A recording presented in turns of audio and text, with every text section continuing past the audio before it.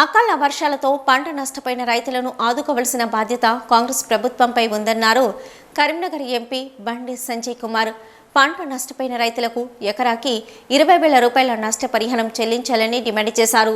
అకాల వర్షాలతో రాజన్న సిరిసిల్ల జిల్లా ముస్తాబాద్ మండలం గన్నెవరిపల్లెలో దెబ్బతిన్న పంటలను ఎంపీ బండి సంజయ్ పరిశీలించారు. ప్రభుత్వం ఆదుకునేలా చూడాలంటూ రైతులు బండికి మొరపెట్టుకున్నారు.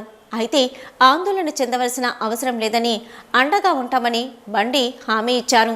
అకాల వర్షాలతో పంటలు దెబ్బతిన్న రైతులు ఇబ్బందులు పడుతున్నారన్నారు ఎంపీ బండి సంజయ్. గంభీరావుపేట తంగలపల్లి ప్రాంతంలో రైతులు ఇబ్బంది పడ్డారు, నష్టపోయారు. మొన్న కురిసిన వర్షాల వల్ల ఈ ముస్తాబాద్ ప్రాంతంతో పాటు సిరిసిల్లలో అనేక ప్రాంతాలు, తెలంగాణలో ఇతర ప్రాంతాలు కూడా రైతులు పంట నష్టం జరగడం వలన చాలా ఇబ్బంది పడుతూ ఉన్నారు. మనకు తెలుసు, రైతుల పరిస్థితి తెలుసు. పంట వేసేదాక అప్పులు చేసి పంట వేయాలి. గతంలో నష్టపోయినటువంటి అప్పును తీర్చుకోవడానికి మాత్రమే రైతులు వ్యవసాయం చేసే పరిస్థితి వచ్చింది. ఏ రైతు కూడా లాభం కోసము ఇలా వ్యవసాయం చేసే పరిస్థితి ఈ తెలంగాణ రాష్ట్రంలో లేదు.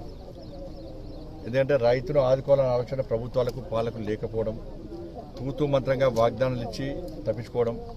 రైతులు పంట నష్టం జరిగిన వెంటనే ఏమంటారు, సరే ఈసారైనా పంట వేసుకుందాం, పోయినసారి నష్టం పూడ్చుకోవచ్చు అని చెప్పి ఒక ఆలోచనతో ఇవాళ రైతులు పంట వేసుకుంటారు. పంట వేసుకోవడానికి అప్పు వేయాల్సిన పరిస్థితి. పంట వేసుకున్నాక నీళ్లు రావు. నీళ్ళ కోసం పోతే ఇప్పుడే చెప్పారు సోదరు, నీళ్ళ కోసం పోతే వాళ్ళకి కేసులు పెడతారు.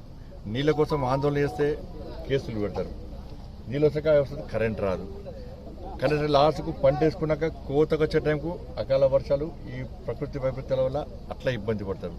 ఒకవేళ పంట చేతికి వచ్చిందంటే మద్దతు ధర ఉండదు.